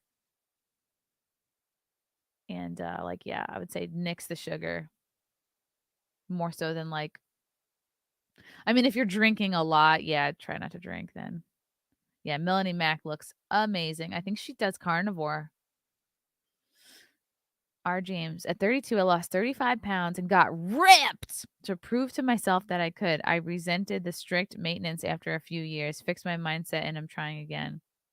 Yeah, like we're all like regular people, right? Like we don't have a Hollywood studio or like most of us don't have like private fitness instructors. So we're gonna go through phases of like bigger and smaller and I don't know, it just feels like a good time to like get back into it. But yeah, good for you. Atkins in your house. Yeah. I remember in Atkins, oh my God, I would buy like the Atkins chocolate treats, and in it they were full of like maltose and like xylitol and whatever, like all these chemicals. They make you fart like crazy. Some of them make you shart. Anyway, Atkins is great. Ooh, cabbage soup diet. Yes. I think mom did that, but we definitely had like cabbage soup in the house. What is so good about the cabbage soup? Lindsay, I lost weight from fasting and portion control. The fasting drastically reduced my appetite. Believe it or not, using small plates and cutting the meal you ordered in half works. Yeah, it does. I know you get excited, like your eyes are bigger than your stomach, but like boom, just cut it in half off the bat and like put the other half away. And that's easy to do when you're at a restaurant because everything is so big anyway. All right, so nobody else on the ball diet. All right. Robert Payne, you're British. Did they have the ball diet in Britain? Britain? Yeah, Mel does love beef. But she's so cute. She works out a lot. I ordered some of her carnivore crisps. I think they're gonna get here soon. I used her code. I hope they're good. I ordered like 4 different kinds. She worked. She influenced me. K Max. Chrissy, who were famous comics you remember who lost or gained a lot of weight? I just remember Norm Macdonald putting on a lot when he did those KFC commercials as Colonel Sanders. Interesting. I mean, like Artie Lang definitely blew up. God, I feel like so many comics were fat at one time. Bobby Kelly has been very fat for a while, but didn't always used to be. I think in the early aughts, he was like regular size and like kind of a handsome dude. Um, who else? Yeah, definitely Norm Macdonald got big. I mean, then there's also you have like the fat comics that are known for being fat, but I don't know if that counts. I think I just heard Frank told me Dan St. Germain just gained a fuck ton of weight. What does he look like now? Let's see. Where do I find a picture of him? Dan St. Germain. I'm like, this is where I would normally go to Facebook.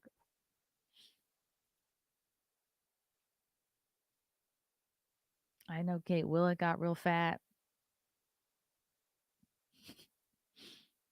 Yes, Oprah. I think Oprah stays fat for like a reason. I don't know. Unless you have like a thyroid problem. But I feel like very few people actually have like a thyroid problem. The ball diet, no, it's not just semen. Oh my God. You guys are too funny. Yeah, no sugar, no carbs is always a good go to. Bobby, yeah, Bobby was hot. Let's find an old picture of Bobby Kelly.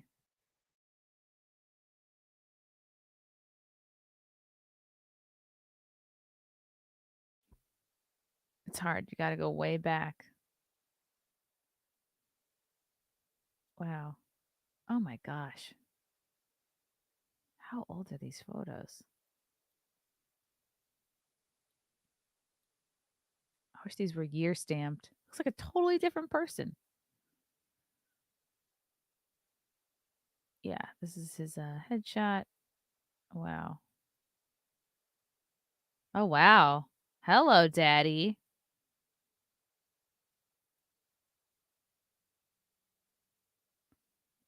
Yeah, it's so funny. Just a little bit of it really chisels out your face. You forget that when you're big because we're all focused on our like bellies and shit and like pants, but like it makes such a difference in your face. Like look how much better his face looks. He looks like a hot dude, and here you're like, oh hi, it's Uncle Bob.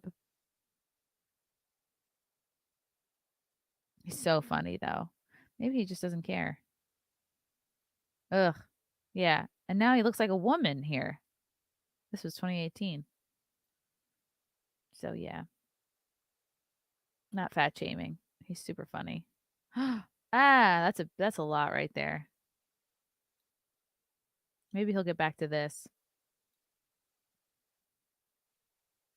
God bless him. That's bad. Ugh. I got fat pictures of me too somewhere. I gotta find them. Yeah. All right, guys, I'm gonna start landing this plane, I think. Oh, Lev. Lev Fur? Oh, yeah, I think is he a newer comic? I know he performs at the Stand. Let's see. I haven't seen him around in a while. He was like the a hottie, and then I think he just gained a bunch of weight over the pandemic or before and couldn't lose it. Wow. I don't know where to find photos of him. Are you guys still on Facebook? I'm so shadow banned there. Literally, I only use Facebook to look at pictures of my niece and nephew that my sister-in-law posts. That's its only the only purpose for me. Also, I realized that I have a high school reunion coming up this June. Should I go? Do you guys go to your high school reunions? Okay. Yeah, I don't think I can't find a fat photo of this guy. So yeah, maybe I will go to this high school reunion in June because think about it, it's on Long Island. I like a lot of these people, and plus, if I'm like performing in Long Island more, it makes sense because then I can be like, "Hey, remember that time we met at the reunion? Come to my show." Yeah, but Lev did get big. Oh, Bobby Kelly was in a movie where you see young hot Bobby. Do you remember the name of the movie?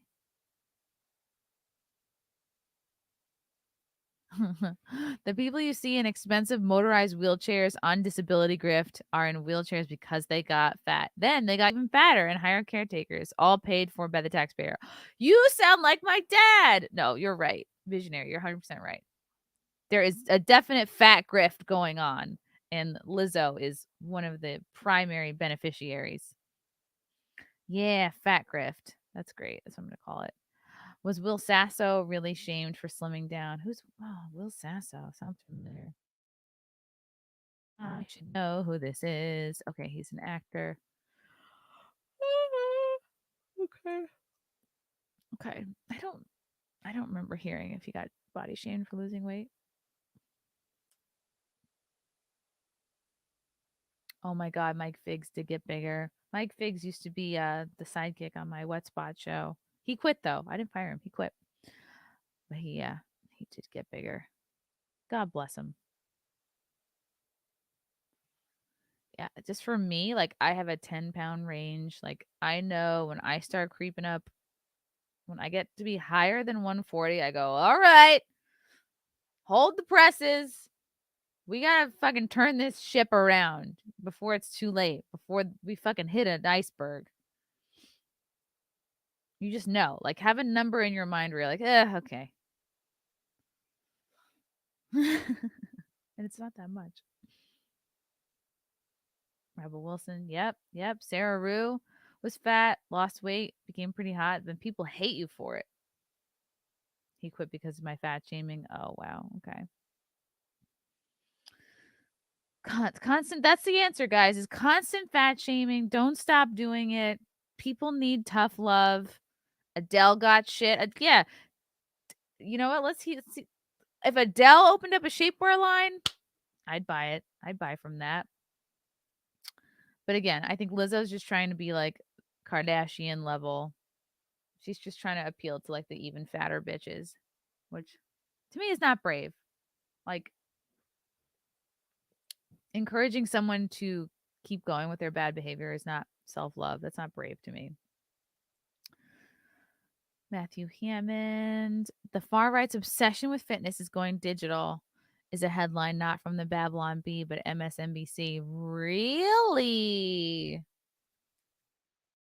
Far right or regular right? Far right's obsession with. Are you fucking kidding me? That is so funny. They're going to stigmatize fitness by calling it far right. Oh, that is so crazy. Wow, you're right. Oh my God, this is some article. Let's bring this up. That's fascinating. They're gonna try to label fitness as a far right extremist white supremacist activity. Pandemic fitness trends have gone extreme, literally. This is literally what they said. White supremacists' latest scheme to valorize violence and hypermasculine. I can't believe this is a real fucking title. Valorize violence and hypermasculinity has gone digital. You gotta be kidding me. It appears the far right has taken advantage of the pandemic and home fitness trends. Oh my God. No, everyone has. To expand its decade plus radicalization of physical mixed martial arts and combat sports spaces. No. Remember the Peloton commercials? Everyone was getting a Peloton because they couldn't do like flywheel and spinning classes and anymore. So everyone got the Peloton. Everyone got at home weights. Everybody got that, that mirror, that big mirror that you could buy and it would have gym classes on it. People have like a all in one thing with weights and pulleys. So no, it's not a some people do still do like what was it called? What's it called? CrossFit. Yeah. But that was popular for a while. Earlier this month, researchers reported that a network of online fascist fascist fitness chat groups are on the encrypted platform Telegram.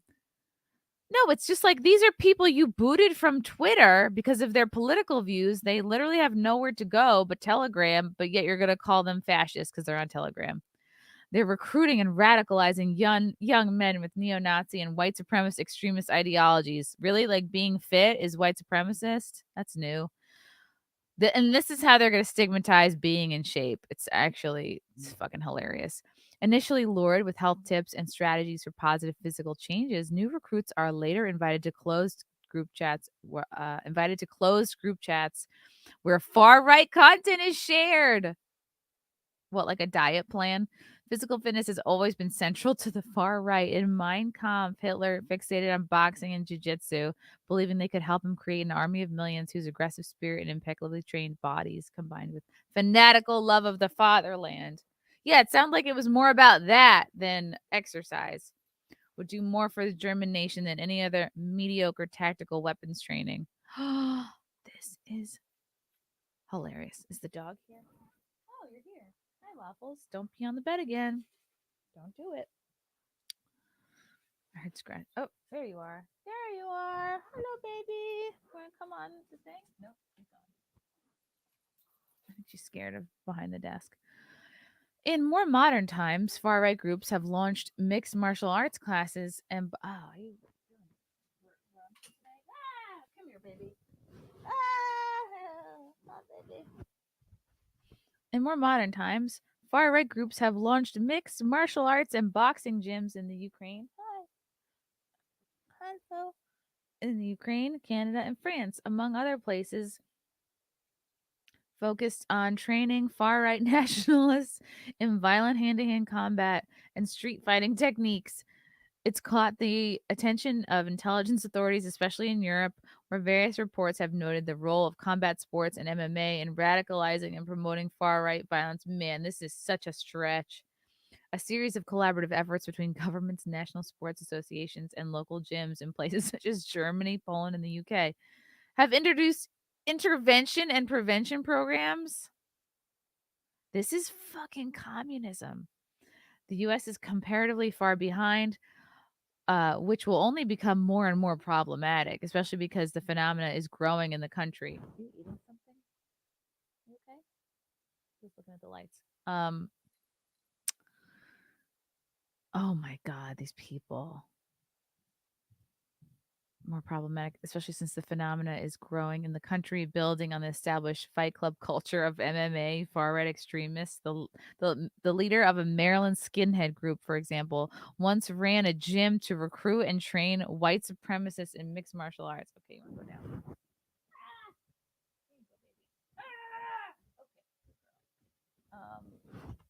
down? Wow. I can imagine that this is how they would stigmatize the guys at the Attila's gym. Just call them white supremacist. I'm sure. No, they have been. They've literally been calling them that this whole time. Wow. Wow. This is fucking crazy. 4 members or associates of the racist, violent Rise Above movement, the self-described premier MMA club of the alt-right, pled guilty to conspiracy to riot after the 2017 Unite the Right. Wow. And so they're going to stigmatize fitness with far right. An online propagandist for the now defunct group was spotted among protesters. Of course, they were at January 6th. Anybody who works out was at January 6th. Jesus fucking Christ. When members of the white supremacist group Patriot Front marched in D.C. on December 2021, they were accompanied by a new media outlet created by Rams founder Robert Rundo, who was working to create a network of far-right MMA active clubs. Oh my God. What mental gymnastics. The intersection of extremism and fitness leans into a shared obsession with the male body, training, masculinity, testosterone, strength, and competition. Because the left is trying to destroy masculinity, the male body, strength, and competition. Physical fitness training, especially in combat sports, appeals to the far right for many reasons. Because it's masculine. It's not the fucking. Oh my God. They're really stigmatizing this. Fighters are trained to accept significant physical pain, to be warriors. Yeah. Or anybody who's done a Spartan race or a mud runner. So you're going to stigmatize happy hour gym people too? And to embrace messaging around solidarity, heroism, and brotherhood. Yeah. All horrible things. Because you know what? When we don't have these things, then we're more reliant on the state. When masculinity is zilch and nobody is physically strong or brave, then nobody stands up to the government. So that's what they're going to do. They're going to take down fucking fitness. It's championed as a tool. They want you fat and weak and soft and dumb and distracted. It's championed as a tool to help fight the coming race war. Now they're making it racist. And the street battles that will precede it. Recruits are encouraged to link individual moral virtues such as willpower. Again, horrible qualities such as willpower, decisiveness, and courage with desired collective traits such as virility and manliness. Again, horrible. Who wants this? This also works in reverse, with white supremacists encouraging potential recruits or activists to stay in good physical shape as a way of managing self-presentation to the God forbid anyone wants to manage their self-presentation to the public. So they're making caring about how you look a white supremacist virtue. Got it. The neo-Nazi blogger advised his followers that fat people should be required to commit to losing weight if they are to stay involved with groups or in-person gatherings. Isn't that the point of a gym? Is like trying to get people to lose weight? Continued obesity should not be tolerated. I agree. Temporary obesity, I get it. Shit happens. But like living your whole life obese is not okay. This is not a crazy hot take. With recruitments now moving from physical gyms to chat rooms, live stream fights, tournaments, festivals, even combat sports video games, we're seeing extremist fighting culture being combined with entertainment culture. It already valorizes violence and hyper masculinity. I mean, I think we could stand to use some hyper masculinity because now I feel like our culture's masculinity is at like -0. But how funny. Watch them totally demonize fitness. Fitness, of course, is a staple and a hobby for many people for whom it is enjoyable and rewarding for brain health and overall well-being. Physical fitness channels dopamine, adrenaline, and serotonin in ways that literally feel good, intertwining those feelings with hateful and dehumanizing. Who is doing this? They're literally writing this narrative. Hateful and dehumanizing ideas while promoting the concept that physical warriors are needed to create. They are so afraid. They are so afraid of us. They're so afraid of people rising up. They fucking hate that we have a Second Amendment and that people can be physically strong and in good shape. They're so intimidated by that. Create strength and dominance to defend one's people from a perceived enemy. Yeah, that's a good thing. Makes her they're going to equate radicalization with literally self-defense from the state and anybody. Wow. For those of us working to find better pathways to reach at-risk youth, understanding the ways that far-right groups recruit and socialize youth. Give me a break. It's crucial that leaders, including parents, physical trainers, gym owners, coaches, and others in the fitness world, understand how online grooming, and you guys are the one doing the grooming. This is what the left does. They take exactly what they're doing and they turn it around to other people. And recruitment can intersect with spaces that we generally think of as promoting health and well-being. Yeah, the left's idea of promoting health and well-being is fucking Lizzo with her ass out getting on a plane being 300 pounds. Whoa. The realm of online fitness now provides a new and ever expanding market for reaching and radicalizing young men. They're so threatened by young men and just men in general reaching their potential. And it requires our targeted focus and resources to try and stop the cycle. Damn, MSNBC. Woo, this is some mega propaganda here. Holy crap. I mean, I hope you guys are seeing how hilarious this is and so obvious. Oh my goodness. That was funny. Wow.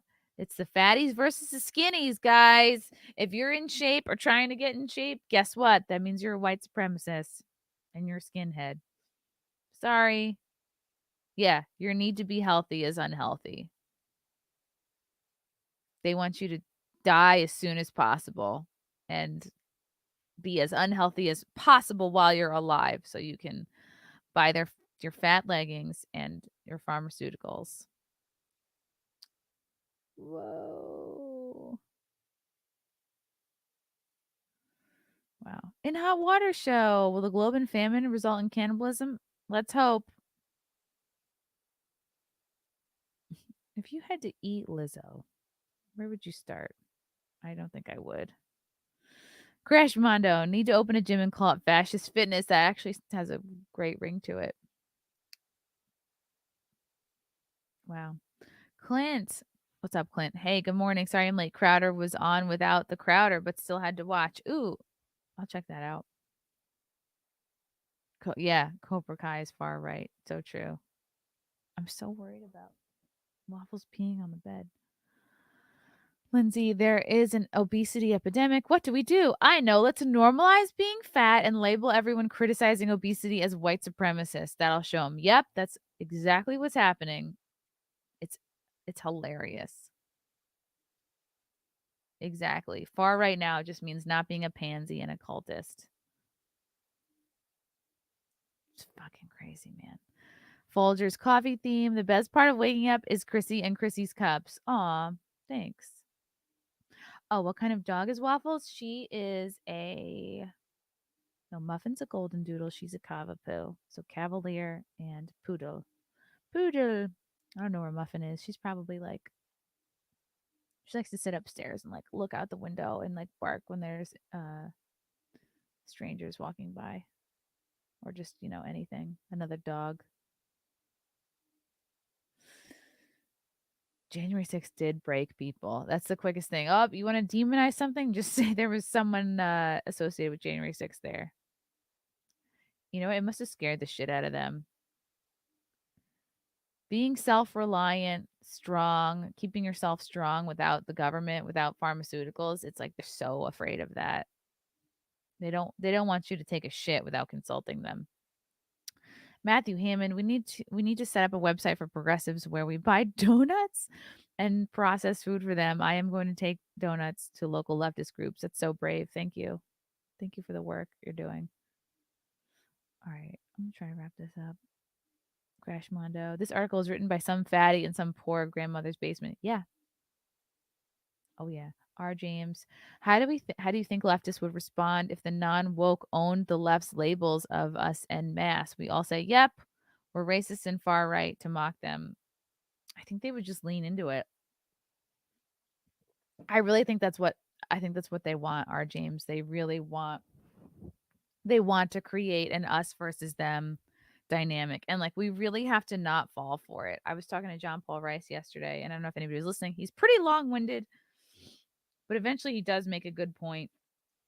I think the evil powers that be want us at each other's throats, want us and us versus them, but we really do have to remind ourselves like it's not us versus them. Even if you have like a super brainwashed neighbor, friend, relative, try not to think of it as like different teams. Like really just it all comes down to like your community, your family, your people that you take care of and your small sphere of influence. Like I think it's good to not get wrapped up in like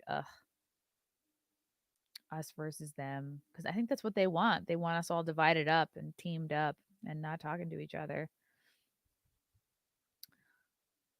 It's fucking crazy. The Admiral, BBC doc, The Century of the Self on Propaganda Biz. Ooh. Ooh, yeah. All right, I'll check that out. BBC, The Century of the Self. How long is this? Maybe I will watch it and report back. Scott Campbell, thanks for the 5. Why don't all these population control people lead by example and show us how it's done, right? Rules for thee. K-Max, MSNBC, and Jon Stewart types really believe this nonsense? Or is someone paying them to say this stuff? Yeah, I think it's the latter. Hard to know whether this is stupidity or just bad faith. I think the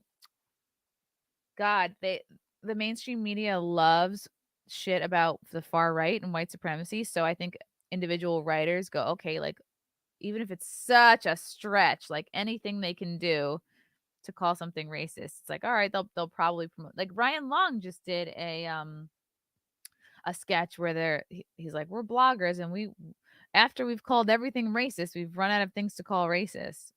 So like it's exactly that. I think it's people are like, well, it's just my job. I think it's a combination of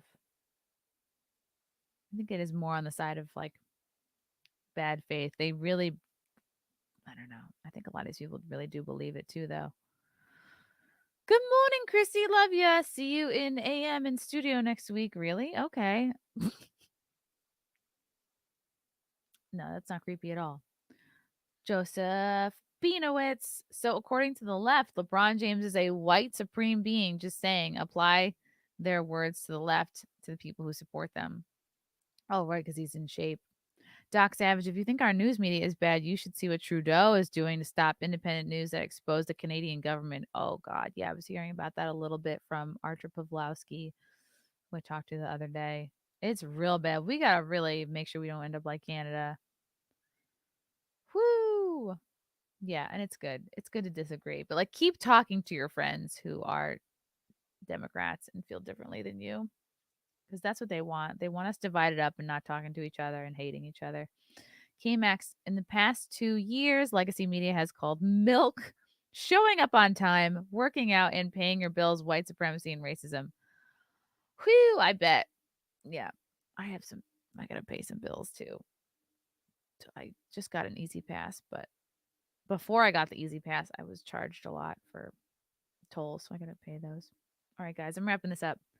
Um, thank you guys for the super chats. Thanks for watching.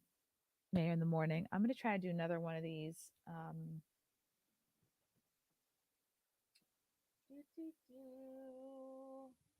Probably not tomorrow, but definitely next week I'll do a couple. All right, thanks for listening, guys. Appreciate you all so much. I think I got them all. Just got busted for driving in the easy pass lane. Yeah, it was a real like rigmarole to get the easy pass. I had to buy it from like this random place in Yonkers. Then you gotta set it up. All right, I'm complaining. Thank you guys for watching. Love you guys. Appreciate you oh so much. Next interview is gonna be at 4 o'clock. I'm gonna be talking to this guy named Nick Natola. I think he's a songwriter. I don't know if he was involved with Hollywood. I'm gonna go figure it out. All right, talk to you guys soon. Bye.